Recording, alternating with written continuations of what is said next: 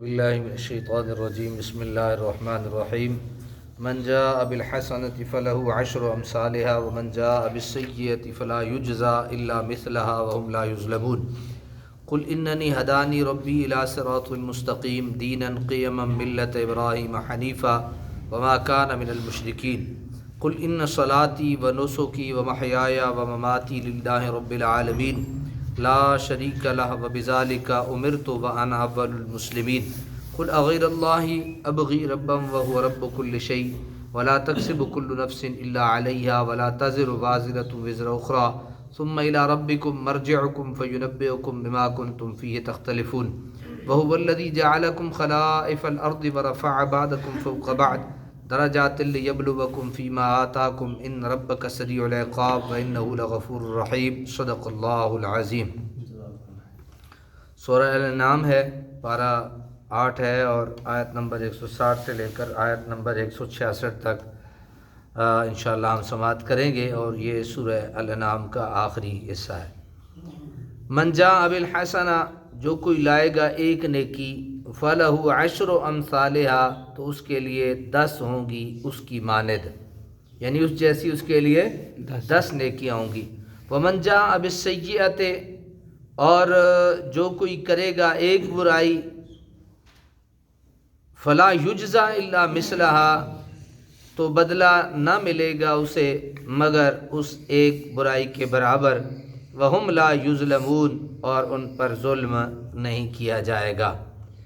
قل اننی ہدانی ربی الی صراط مستقیم، آپ فرمائیے بے شک مجھے پہنچا دیا ہے میرے رب نے سیدھی راہ تک۔ بے شک مجھے میرے رب نے کہاں تک پہنچا دیا ہے؟ سیدھی راہ تک۔ اے عرب کے بت پرستو، تم چاہو کسی کو اپنا معبود بناؤ، اللہ کی زمین میں فتنہ و فساد کی آگ بھڑکاؤ، فسق و فجور کا بازار گرم کرو، میرا تم سے کوئی سروکار نہیں۔ میں تو ثابت قدمی سے توحید اور پاک بازی کی اس راہ پر گامزن رہوں گا جو میرے مالک نے دکھا دی ہے، اور یہ کوئی نئی راہ نہیں بلکہ اسی موحد اعظم حضرت خلیل علیہ السلام کی راہ ہے، جس کی اولاد ہونے پر تم فخر کرتے ہو، جس کے بنائے ہوئے کعبہ کی خدمت گزاری سے تمہاری ساری عظمتیں وابستہ ہیں۔ وہ شرک سے بیزار اور توحید کے پرستار تھے، تو میں توحید کو چھوڑ کر شرک کیسے اختیار کر سکتا ہوں۔ قل ان صلاتی ونسکی ومحیای ومماتی للہ رب العالمین، آپ فرمائیے بے شک میری نماز، میری قربانیاں، میرا جینا، میرا مرنا سب اللہ کے لیے ہے جو رب ہے سارے جہانوں کا۔ حقیقت یہ ہے کہ اسلام کا حاصل اور توحید کا سب سے اونچا مرتبہ یہ ہے کہ جہاں انسان کھڑا ہو کر یہ اعلان کرتا ہے کہ میری سجدہ ریزیوں کا مقصد اور میری ہر طرح کی نیاز مندیوں اور عبادتوں کا مدعا صرف اللہ تعالیٰ ہے، میری زندگی اور میری موت صرف اسی کی رضا جوئی کے لیے ہے، میں اس کے ہر حکم کے سامنے صرف گندہ ہوں اور اس کے ہر فیصلے پر راضی ہوں، اس کا کوئی شریک نہیں، نہ اس کی ذات میں نہ اس کی صفات میں۔ لا شریک لہ وبذالک امرت وانا اول المسلمین، نہیں کوئی شریک اس کا اور مجھے یہی حکم ہوا ہے اور میں سب سے پہلا مسلمان ہوں۔ حضور اکرم صلی اللہ علیہ وسلم کا سب سے پہلے مسلم ہونے کا یا تو یہ مطلب ہے کہ اپنی امت میں سب سے پہلے آپ اللہ تعالیٰ کی وحدانیت پر ایمان لائے، اور آپ کے بعد آپ کی امت آپ کی دعوت سے اس شرف سے مشرف ہوئی،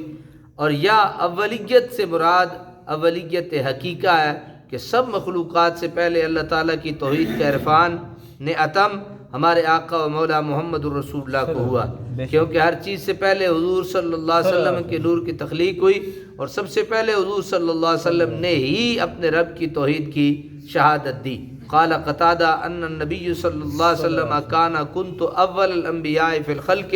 وآخرهم فی البعث، قتادہ کہتے ہیں کہ حضور صلی اللہ علیہ وسلم نے ارشاد فرمایا میری تخلیق تمام انبیاء سے پہلے ہوئی، میری تخلیق تمام انبیاء سے پہلے ہوئی اور بعثت سب کے بعد ہوئی۔ انہ اول الخلق اجمع، یعنی حضور صلی اللہ علیہ وسلم کی پیدائش سب مخلوق سے پہلے ہوئی۔ اور مولانا عثمانی نے بھی اسی قول کو پسند فرمایا ہے۔ آپ لکھتے ہیں کہ عموماً مفسرین وانا اول المسلمین کا مطلب یہ لیتے ہیں کہ اس امت محمدیہ کے اعتبار سے آپ اول المسلمین ہیں، لیکن جب جامع ترمذی کی حدیث کنت نبیا و آدم بین الروح والجسد میں اس وقت بھی نبی تھا، میں اس وقت بھی نبی تھا جب آدم ابھی روح و جسد کی درمیانی منزلیں طے کر رہے تھے کہ موافق آپ اول الانبیاء ہیں تو اول المسلمین ہونے میں کیا شبہ ہو سکتا ہے۔ قل اغیر اللہ، آپ فرمائیے کیا اللہ کے سوا ابغی ربن، میں تلاش کروں کوئی اور رب، وہو رب کل شیء، حالانکہ وہ رب ہے ہر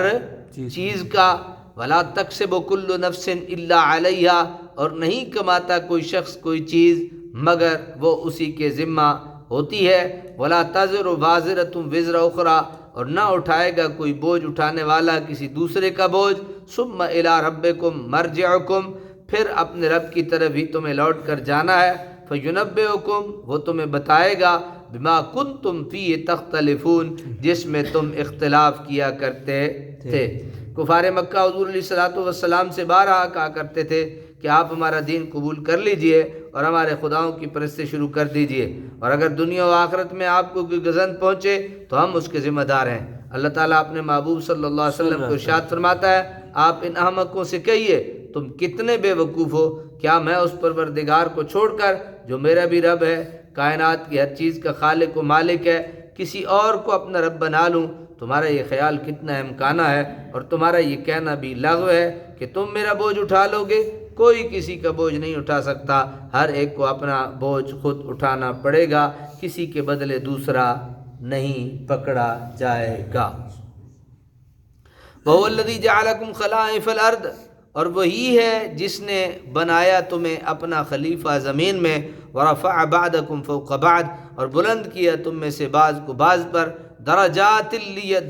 درجوں میں، لِيَبْلُوَكُمْ فِي مَا آتَاكُمْ، تاکہ آزمائے تمہیں اس چیز میں جو اس نے تمہیں عطا فرمائی ہے۔ ان ربک سریع العقاب، بے شک آپ کا رب بہت جلد سزا دینے والا ہے، وَإِنَّهُ لَغَفُورٌ الرحیم، اور بے شک وہ بہت بخشنے والا ہمیشہ رحم فرمانے والا ہے۔ جس رب کے حضور میں سجدہ ریز ہوں وہی وہ مولا برحق ہے جس نے تمہیں گزری ہوئی امتوں کا قائم مقام بنایا، قوت، علم، دولت اور دوسری باتوں میں بعض کو بعض پر فوقیت دی، اور ان ساری سرفرازیوں کا مقصد یہ ہے کہ تمہاری آزمائش کی جائے کہ تم اپنے منعم حقیقی کی کس طرح شکر گزاری کرتے ہو، اور جو قوت، عزت، دولت، صحت و جوانی اس نے تمہیں عطا فرمائی ہے اس کو کس طرح استعمال کرتے ہو۔ اگر وہ چاہے تو چشم زدن میں تم کو عذاب میں گرفتار کر دے، لیکن اس کی رحمت اور مغفرت بھی بے انداز ہے۔ اگر تم عمر بھر نافرمانی اور سرکشی کرنے کے بعد پشیماں اور نادم ہو کر اس کے در رحمت پر حاضر ہو جاؤ تو وہ تمہارے عمر بھر کے قصور بخش دے گا اور اپنی رحمت سے تمہیں مالا مال کر دے گا۔ الحمدللہ